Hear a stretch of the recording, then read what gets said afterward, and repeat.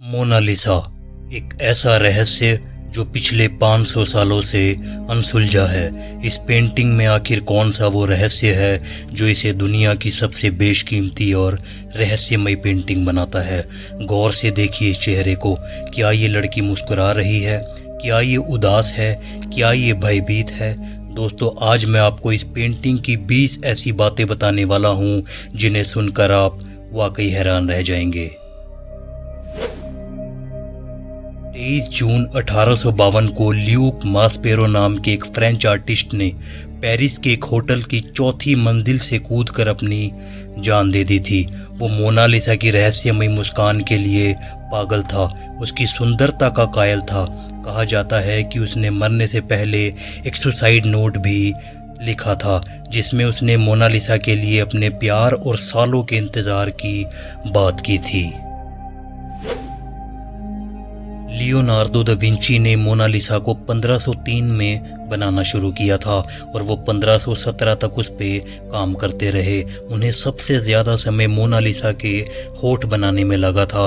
Mona Lisa के होठ बनाने में दा विंची ने 12 साल लगा दिए थे। अगर आप पेरिस के लूव म्यूजियम में जाते हो तो मोनालिसा के रूम में जाने के बाद जहां मोनालिसा की पेंटिंग रखी है उसके ठीक अपोजिट डायरेक्शन में आपको एक बहुत बड़ी पेंटिंग मिलेगी जो कि मोनालिसा से कई गुना बड़ी है। इसका नाम है द वेडिंग फीस्ट एट काना।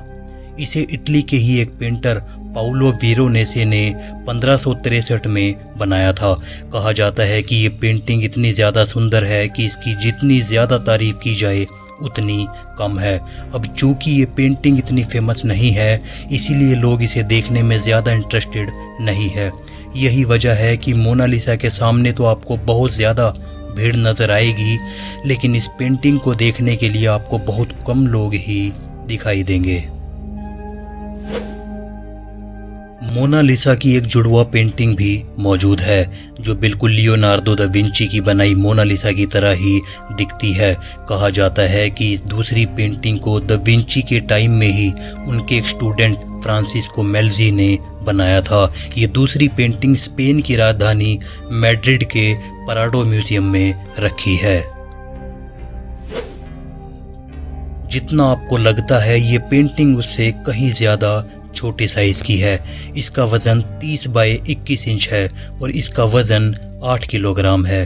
दा विंची ने इसे पेपर और कैनवस पर नहीं बनाया था बल्कि इसे पॉपुलर की लकड़ी के पैनल पर ऑयल पेंट से बनाया था और इतनी खूबसूरती के साथ बनाया था कि इस पर ब्रश के निशान देखना बेहद मुश्किल है। दा विंची के समय में पेपर और कैनवस मौजूद थे लेकिन उस समय के पेंटर्स का ये मानना था कि छोटी पेंटिंग के लिए लकड़ी का इस्तेमाल ही ठीक रहता है। दुनिया की सबसे फेमस पेंटिंग को दुनिया के सबसे बड़े म्यूजियम से चुरा लिया जाना एक बड़ी हैरान कर देने वाली घटना थी। लेकिन उससे भी ज़्यादा हैरान कर देने वाली बात तो यह है कि इसके चोरी के इल्ज़ाम में जिस आदमी को शक के घेरे में लिया गया था वो थे दुनिया के एक और बहुत फेमस पेंटर पाब्लो पिकासो। शुरुआत में पाब्लो पिकासो पर इसे चोरी करने का इल्ज़ाम लगा लेकिन बाद में काफ़ी पूछताछ के बाद उन पर से ये आरोप हटा दिया गया। मोनालिसा के फैन दुनिया भर में हैं। इस पेंटिंग पर बहुत सी पोएम्स भी लिखी जा चुकी है और सॉन्ग्स भी बन चुके हैं लेकिन जब से इसे पेरिस के लूव म्यूजियम में रखा गया है तब से इसे वहां इसके चाहने वालों की तरफ से लव लेटर्स और फ्लावर्स भी मिलते हैं। इस पेंटिंग को नुकसान पहुंचाने की कई कोशिशें हो चुकी है। 1956 में एक बोलीवियन टूरिस्ट ने मोनालिसा पर एक पत्थर फेंका था जिसकी वजह से मोनालिसा की बाएं हाथ की कोहनी के पास एक छोटा सा निशान आ गया था। बाद में इसे रिपेयर कर दिया गया लेकिन वो निशान आज भी दिखता है। इससे पहले एक व्यक्ति ने इस पेंटिंग पर एसिड फेंका था।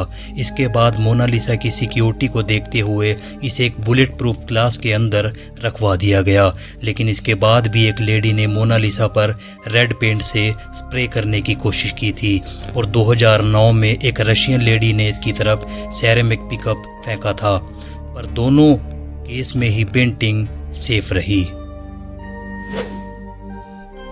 मोनालिसा दुनिया की मोस्ट वैल्यूएबल पेंटिंग है। गिनीज वर्ल्ड रिकॉर्ड के अनुसार मोनालिसा हिस्ट्री की हाईएस्ट वैल्यूएशन वाली पेंटिंग है। 1962 में इसकी कीमत $100 मिलियन आंकी गई थी। 2019 आते आते ये रकम $700 मिलियन के आसपास पहुंच गई, लेकिन फ्रेंच हेरिटेज लॉ के अकॉर्डिंग इसे खरीदा और बेचा नहीं जा सकता। उनका कहना है कि ये पेंटिंग पब्लिक के लिए है। आखिर वो कौन इंसान था जिसने मोनालिसा को चुराया था? 21 अगस्त 1911 के दिन इसे चुराया गया, लेकिन उस दिन इस चोरी की तरफ किसी ने भी ध्यान नहीं दिया और इसे अगले दिन नोटिस किया गया। लूव म्यूजियम को इन्वेस्टिगेशन के लिए 1 हफ्ते के लिए बंद कर दिया गया, इस कंफ्यूजन की वजह से कि शायद पेंटिंग को म्यूजियम में ही कहीं और रख दिया गया हो। लेकिन बाद में पता चला कि मोनालिसा को लूव म्यूजियम के ही एक वर्कर विंसेंजो पेरुगिया ने चुराया था। वो इस पेंटिंग को लेकर म्यूजियम के ही एक छोटे से कमरे में छिप गया। म्यूजियम के बंद होने के बाद वो पेंटिंग को अपने कोट में छिपाकर फरार हो गया। मोनालिसा को इंग्लिश में मोनालिसा कहा जाता है, लेकिन इसकी सही स्पेलिंग ये है। कोई इसे मोनालिसा कहता है तो कोई इसे मोना लीजा कहता है, लेकिन इटालियन में इसे मोना लीजा कहा जाता है। इसका मतलब होता है माय लेडी। ये बात तो सच है कि मोनालिसा एक बेहद खूबसूरत पेंटिंग है और शुरू से ही ये काफ़ी फेमस है, लेकिन इतनी फेमस ये कभी नहीं थी जितनी कि ये तब हुई जब इसे लूव म्यूजियम के ही एक वर्कर के द्वारा चुरा लिया गया था। पैरानॉर्मल क्रूसिबल नाम की एक वेबसाइट ने दावा किया था कि मोनालिसा की पेंटिंग में एक एलियन छिपा है। उनके द्वारा कहा गया कि अगर मोनालिसा की पेंटिंग को लेफ्ट साइड से मिरर के साथ जोड़कर देखा जाए तो इसमें एक एलियन की प्रतिमा बनती है, और ये बात तब ज़्यादा सोचने पर मजबूर कर देती है जब एक और थ्योरी सामने आती है, जिसमें यह कहा गया कि दा विंची ने इस पेंटिंग के लेफ्ट साइड में बड़े ही सीक्रेट तरीके से एक मैसेज छिपाया है। थ्योरी बताती है कि पेंटिंग में इटालियन भाषा में लिखा गया है ला रिस्पोस्ता सी ट्रोवाकी। इसका मतलब होता है द आंसर इज हेयर, यानी उत्तर यहाँ है। हालांकि इस थ्योरी में कितनी सच्चाई है इसकी कोई पुष्टि नहीं की जा सकती।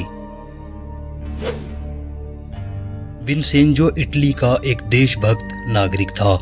उसका ये विश्वास था कि लियोनार्डो की ये पेंटिंग उनके देश में वापस आनी चाहिए और इसे इटली के म्यूजियम में दिखाया जाना चाहिए। 2 साल बाद विंसेंजो को तब पकड़ लिया गया जब वो मोनालिसा की पेंटिंग को लेकर इटली के फ्लोरेंस शहर के एक आर्ट म्यूजियम के डायरेक्टर को इसे बेचने जा रहा था। 2 हफ्ते तक मोनालिसा को इटली के उसी म्यूजियम में रखने के बाद 4 जनवरी 1914 को वापस पेरिस के म्यूजियम में लाया गया। विंसेंजो को उसके अपराध के लिए 6 महीने की जेल हुई, लेकिन इटली ने उसकी इस देशभक्ति के लिए उसका स्वागत किया। जब आप इस पेंटिंग को देखते हो तो आप पाओगे कि मोनालिसा की आईब्रोज और आई लैशेस नहीं दिखती। अब सवाल ये उठता है कि लियोनार्डो दा विंची ने मोनालिसा की आईब्रोज और आई लैशेस क्यों नहीं बनाई। 2017 में एक फ्रेंच इन्वेंटर पास्कल कोट ने हाई रेजोल्यूशन स्कैन से ये पता लगाया कि दा विंची ने मोनालिसा की आईब्रोज और आई लैशेस बनाई थी। उन्होंने बताया कि यह समय के साथ धीरे धीरे गायब हो गई, शायद ओवर क्लीनिंग की वजह से। आज तक ये बात एक रहस्य है कि मोनालिसा कौन थी। मतलब दा विंची ने ये किसकी तस्वीर बनाई थी, ये कौन औरत थी।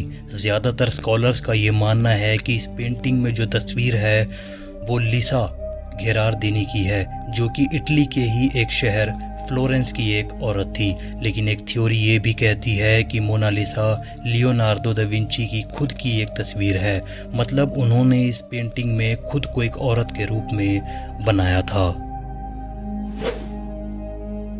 1519 में दा विंची की मौत के बाद मोनालिसा फ्रांस के राजाओं के प्राइवेट कलेक्शन का हिस्सा बन गई। फ्रेंच रेवोल्यूशन के बाद मोनालिसा को पेरिस के लोव म्यूजियम में रख दिया गया। कहा जाता है कि ये पेंटिंग नेपोलियन को इतनी पसंद आई थी कि कुछ समय के लिए उन्होंने इस पेंटिंग को अपने बेडरूम में लगवा दिया था।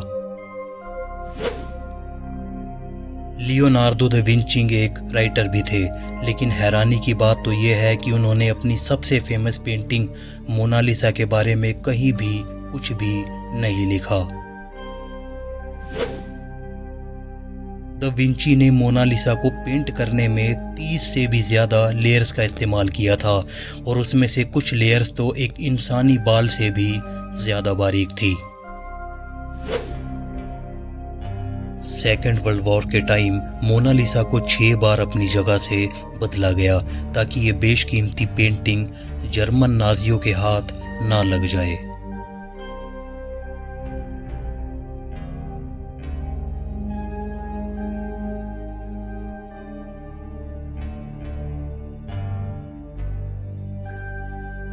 तो दोस्तों, आज की हमारी ये वीडियो यहीं समाप्त होती है।